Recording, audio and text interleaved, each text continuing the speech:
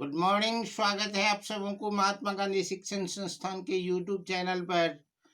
आपको इस भी इस चैनल के माध्यम से घर बैठे शैक्षणिक सुविधा उपलब्ध कराया जाता है। इसका भरपूर लाभ लें। आज हम क्लास 7th के लिए अभिलाषा पाठ्य पुस्तक के पाठ संख्या 5, जिसका नाम है एक रानी का बदला, और उसके लेखक हैं किरण कस्तूरिया, उसके अभ्यास को बताएंगे। वस्तुनिष्ठ प्रश्नों के उत्तर हम कल के वीडियो में आपको दे चुके हैं। आज हम उसके सब्जेक्टिव क्वेश्चन को हल करके आपको बता रहे हैं। आशा है आप लोग हमारे इस मेहनत को अपने साथ जोड़ करके अपनी विषय वस्तु को, पाठ्यक्रम को सुचारू रूप से आगे बढ़ाते रहेंगे। तो चलिए चलते हैं पाठ की ओर, सब्जेक्टिव प्रश्नों की तरफ। अति लघु उत्तरीय प्रश्न है, सुखदेई कहाँ की रानी थी? तो हम लिखेंगे सुखदेई बांकी की, उड़ीसा के एक छोटे से राज्य बांकी की रानी थी। महारानी सुखदेई किसके विरुद्ध युद्ध के लिए तैयार थी? तो हम लिखेंगे महारानी सुखदेई खुर्दा के राजा, महारानी सुखदेई खुर्दा के राजा के विरुद्ध युद्ध के लिए तैयार थी। उसके बाद प्रश्न है लघु उत्तरीय, बंदी बने खुर्दा के राजा को किस बात से लज्जा आ रही थी? बंदी बने खुर्दा के राजा को इस बात से लज्जा आ रही थी कि आज वह एक नारी से हार चुका है, जिसके नारी के पति का पिछले युद्ध में उसने हत्या कर दिया था। उस पति की पत्नी ने आज अपनी वीरांगना को प्रदर्शित कर उसे हरा चुका है। नारी से हारने के कारण वह लज्जा में था। इस पाठ से हमें क्या संदेश मिलता है?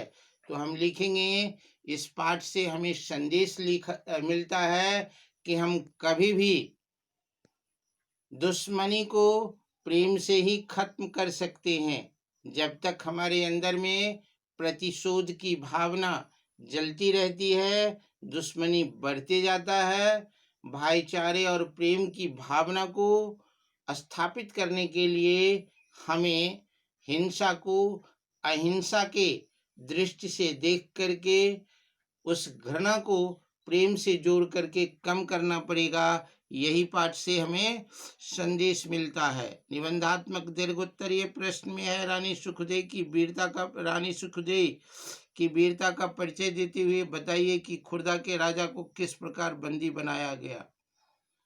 रानी सुखदेई, हमारे देश में बहुत सारे ऐसे वीरांगनाएं हुई है जो जरूरत पड़ने पर हथियार उठाई है, और जब जब उसने अपने मन में यह ठान ली है कि हमें यह काम करना है, तो वह निश्चित रूप से उस काम में सफल हुई है। रानी सुखदेई अपने राज्य की प्रतिष्ठा को बचाने के लिए इतने जोश खरोश के साथ लड़ाई की कि उसके उस मनोबल के आगे में खुर्दा के राजा हवा में तिनके के तरह उड़ गया और उसे बंदी बना लिया गया। रानी सुखदेई अपने जाबाज सैनिकों के अंदर में ऐसी साहस और धैर्य भरा, जिस धैर्य को देख करके, जिस धैर्य के साहस के कारण उसके सैनिक सब पर फतह हो गया और खुर्दा के राजा को बंदी बना लिया गया।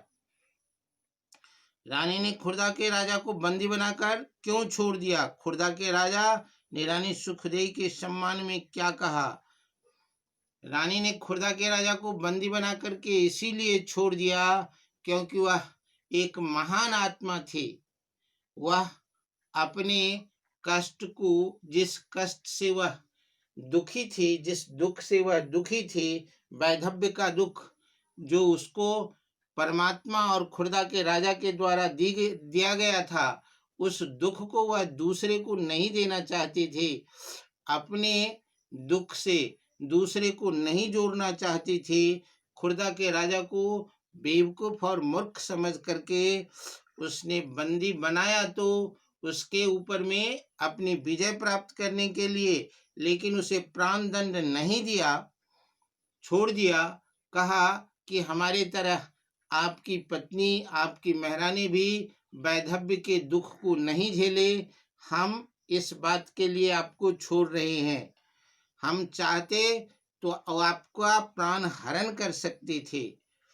सम्मान और लज्जा का एक साथ भाव प्रकट होता है खुर्जा के राजा के ऊपर में, और खुर्दा के राजा ने सम्मान के शब्द बोले कि हम आपके सामने लज्जित हैं, हमारे द्वारा किया गया अघोर पाप का हम प्रायश्चित जरूर करेंगे। खुर्दा कभी भी बांकी के तरफ नजर उठा करके नहीं देखेगा।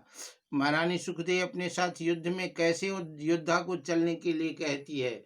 महारानी सुखदेव अपने साथ युद्ध में ऐसे योद्धा को चलने के लिए कहती है जिसे प्राण का भय नहीं हो, जिसे मरने का डर नहीं हो, जो अपने मातृभूमि की सेवा करते करते अपने प्राण की बलि देने का जज्बा रखता हो, जिसके अंदर में करो और मरो की स्थिति हो।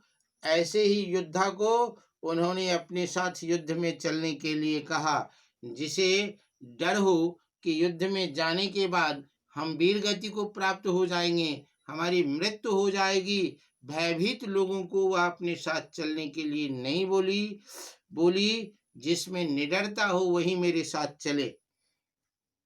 मूल्यप्रक प्रश्न है। एक रानी का बदला पाठ में रानी सुखदेवी ने खुर्दा के राजा को बंदी बनाकर उसे मुक्त कर दिया। इससे हमें क्या सीख मिलती है? इससे हमें यह सीख मिलती है कि हम कभी भी प्रेम के वातावरण को स्थापित करने के लिए अपने मन के अंदर से प्रतिशोध के भावना को मिटाना पड़ेगा, और जब तक हमारे अंदर में प्रतिशोध का भावना रहेगा हम प्रेम नहीं कर सकते, प्रेम के वातावरण को उत्पन्न नहीं कर सकते।